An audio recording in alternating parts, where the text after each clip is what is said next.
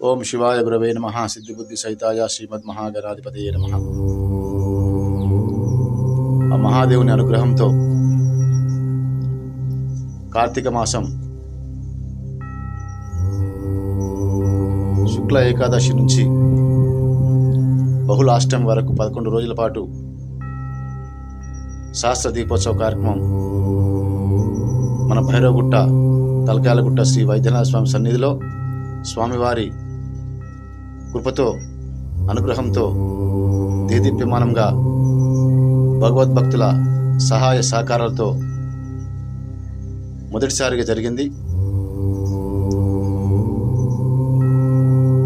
మన భైరవుడే రక్షణ వ్యవస్థకు అధిపతి అని మన శాస్త్రాలు చెబుతున్నాయి.